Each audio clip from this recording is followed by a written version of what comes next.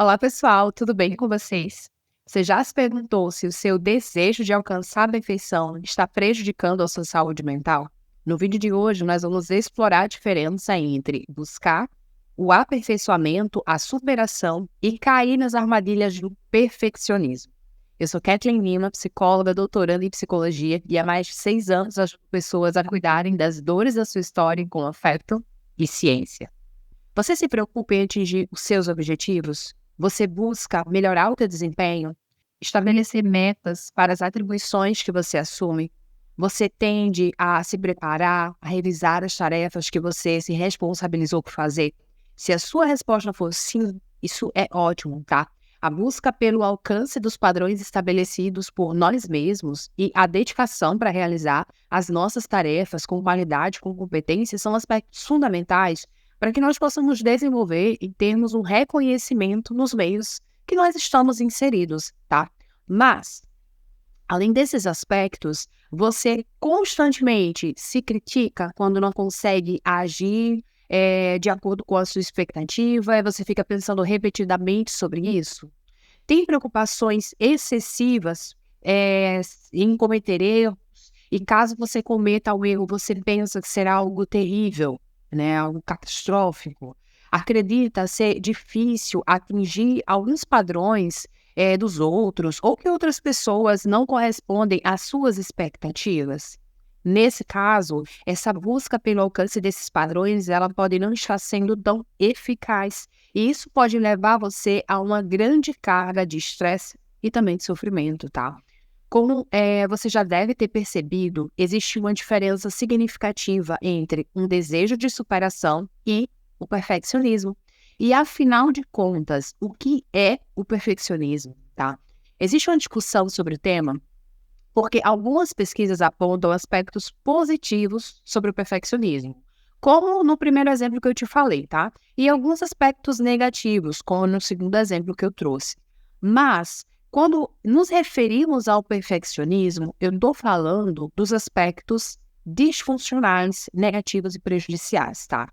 O perfeccionismo, ele pode ser definido como uma tendência de manter padrões elevados, associada a um sofrimento subjetivo e prejuízos significativos. Então, apesar dos padrões elevados serem úteis, porque nos ajuda a alcançar alguns objetivos, o perfeccionismo ele será relacionado a padrões altos que, na verdade, acabam interferindo no nosso desempenho. A primeira delas é o perfeccionismo auto-orientado, ou seja, uma ampla motivação interna sua em ser perfeito. Então, há uma tendência em estabelecer padrões altos e reais, padrões difíceis ou impossíveis de serem atingidos. Por exemplo, grande esforço e também por ser impossível manter esse padrão. Então, esses padrões, eles tendem a estar associados a uma autocrítica muito severa, muito intensa, além de uma certa inabilidade em aceitar os próprios erros e as próprias falhas. Então, é muito comum que perfeccionistas auto-orientados ouçam uma voz crítica que está internalizada quando ele comete algum erro. Como, por exemplo, eu sou burro, ou eu não faço nada direito, ou eu sempre faço as coisas erradas. Aquela voz crítica marcante que é prevalente. A segunda dimensão do perfeccionismo é o perfeccionismo orientado para o outro, tá? E nesse perfeccionismo orientado para o outro, nós vamos ter uma tendência em estabelecer para os outros, tá? Padrões exigentes, julgando rigorosamente e criticando o comportamento dessas outras pessoas. Então, perfeccionistas orientados para os outros, eles muitas vezes não conseguem delegar tarefas para os outros, por medo de ser desapontados, pelo desempenho diferente que essas outras pessoas vão ter, ou que elas vão conseguir executar. E a terceira e última dimensão do perfeccionismo é o perfeccionismo socialmente prescrito. Esses perfeccionistas socialmente prescritos, eles geralmente acreditam que as outras pessoas produzem e têm grandes expectativas sobre eles. Então, Essas expectativas, elas são praticamente impossíveis de serem atingidas na maioria das vezes. Então, perfeccionistas socialmente prescritos, eles também acreditam que precisam alcançar essas expectativas para que tenham valor, para que tenham aprovação dos outros, tá? Então, diferentemente do perfeccionismo auto-orientado, onde as expectativas impostas são da própria pessoa, o perfeccionista socialmente prescrito, ele acredita que os elevados padrões são impostos pelos outros para ele. Me diz aqui nos comentários qual dessas 3 dimensões acontecem com você. Você é do tipo auto-orientado, orientado para os outros ou geralmente socialmente prescrito?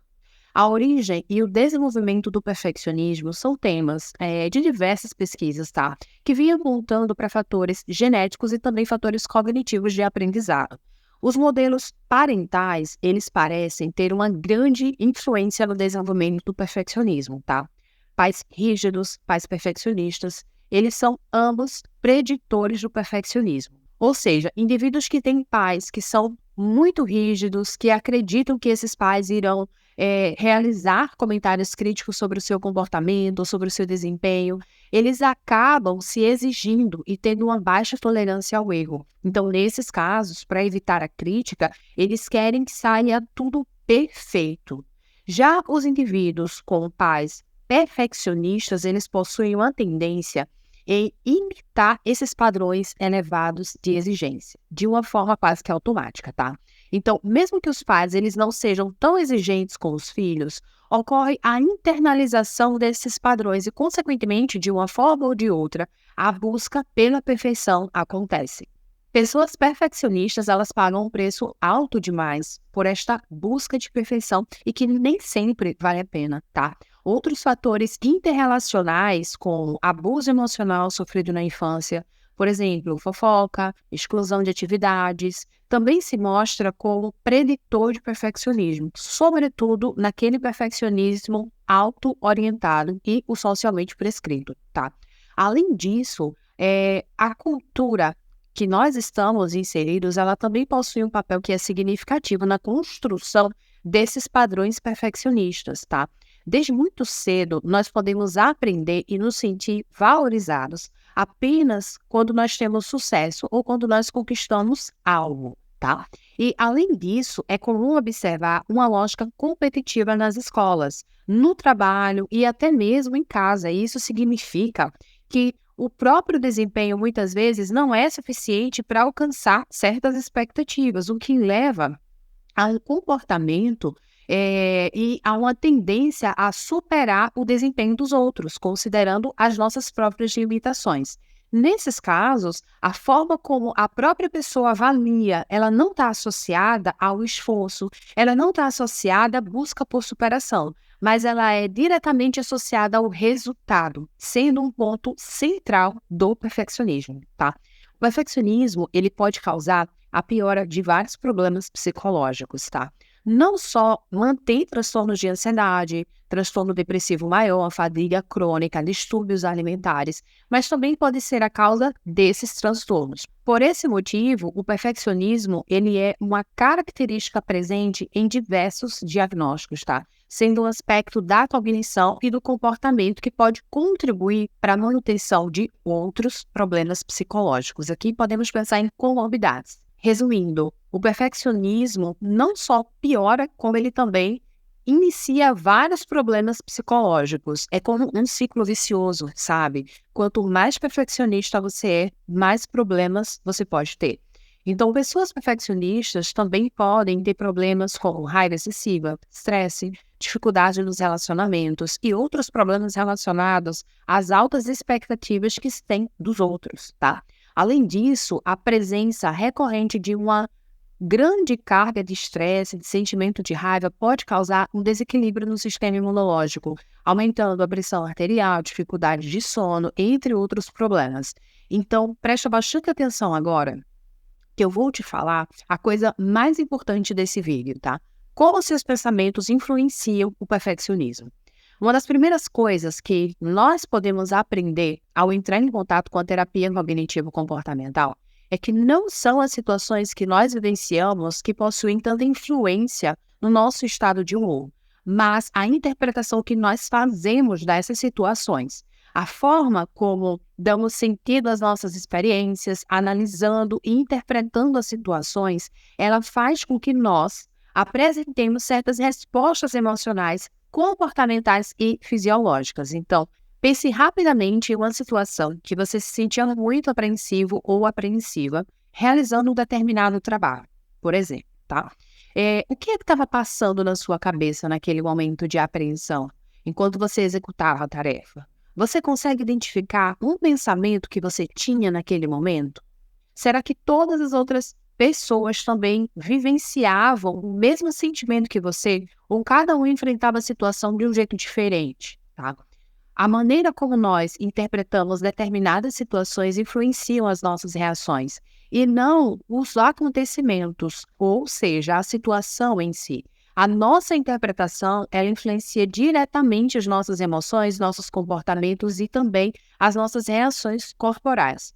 Por isso que pessoas que têm pensamentos perfeccionistas, por exemplo, eu devo ser perfeito, elas tendem a ter comportamentos que são coerentes com essa interpretação sobre si mesmo. Então, esse comportamento, ele tanto pode confirmar esse pensamento, por exemplo, verificar repetidas vezes o trabalho que foi feito para saber se ele foi feito com perfeição, quanto ter o comportamento de evitar entrar em contato com ele, como, por exemplo, adiar uma determinada tarefa. A evitação ela é muito, mas muito comum no perfeccionismo, tá? Porque os padrões elevados, eles geram um significativo nível de ansiedade e também de estresse, fazendo com que o indivíduo ele se engaje em outras atividades que aliviam esse estado emocional. Além disso, nós fazemos avaliações sobre diferentes situações, sobre nós mesmos, sobre o nosso futuro, sobre os outros, e essas avaliações elas podem ser equivocadas. Infelizmente, muitas vezes nós não questionamos as nossas avaliações. Nós não tratamos essas avaliações como uma possibilidade, mas nós tratamos essas avaliações como uma verdade absoluta e inquestionável. E essas avaliações, elas podem ser chamadas de pensamentos distorcidos. Eu já fiz uma série de vídeos sobre essas distorções cognitivas e eu vou deixar o link na descrição para você conferir depois, tá?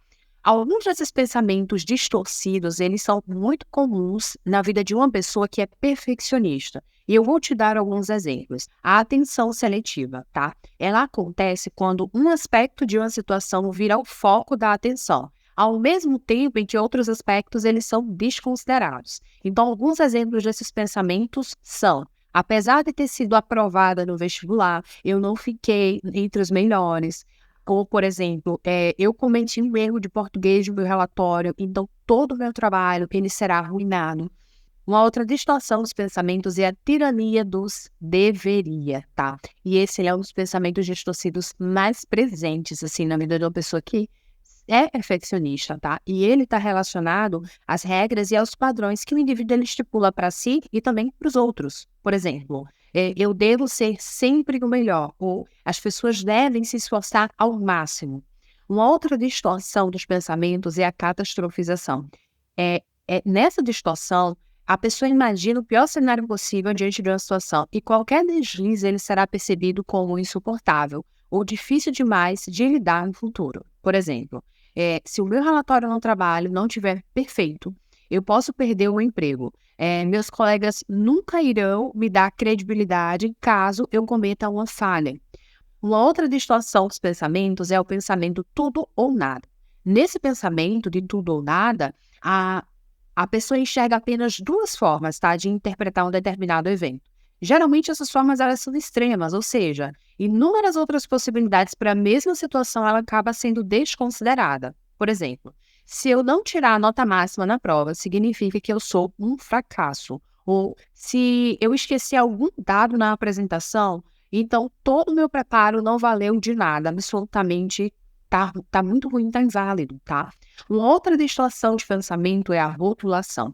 Esse pensamento ele está ligado à tendência de rotular a si e aos outros em determinadas situações. E ele geralmente ocorre quando você ou alguém não atinge esses altos padrões, tá? Que foram relacionados ou estabelecidos. E surge uma autocrítica severa. Por exemplo, eu sou um fracasso ou ela é uma pessoa muito incompetente.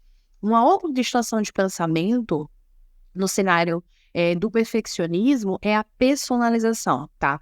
Esse pensamento, ele está relacionado ao fator de autocrítica severa e ele ocorre ao atribuir toda a responsabilidade por um determinado resultado a si mesmo, desconsiderando todos os outros fatores que também podem ter contribuído para o desfecho de uma situação. Por exemplo, se o projeto não foi fechado, a culpa é inteiramente minha.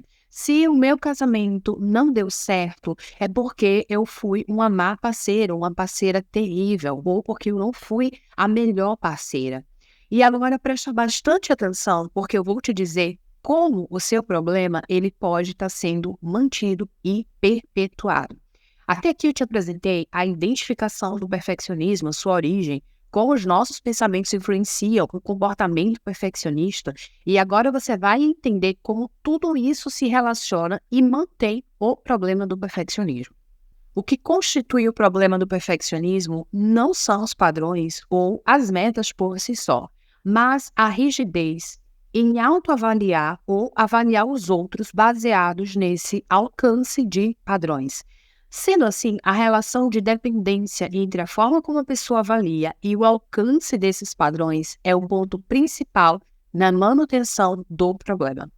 O ciclo do perfeccionismo ele é sustentado pelos padrões rígidos e extremamente elevados. Por exemplo, eu preciso sempre obter boas notas nos estudos. E esses padrões rígidos e extremamente elevados, eles são aspectos centrais do perfeccionismo. Esses padrões inflexíveis, eles são acompanhados por alguns pensamentos distorcidos. Por exemplo, se eu não obtiver uma nota desejada, isso quer dizer que eu sou incompetente. E como consequência desse pensamento distorcido, nós temos comportamentos coerentes com essas interpretações. Como, por exemplo, estudar todos os dias durante longas horas. Então, diante desses padrões inflexíveis, pessoas que são perfeccionistas, elas podem acabar em diferentes situações, tá? Elas podem atingir os seus objetivos e, mesmo assim, desvalorizar o seu próprio desempenho. Por exemplo, a prova estava muito fácil, tiveram alunos que tiraram a nota maior que a minha. Nesse caso, a pessoa acaba não tendo prazer ou satisfação nas suas próprias realizações. E ela foca apenas no que poderia ter sido melhor ou no que não foi realizado, que não foi conquistado.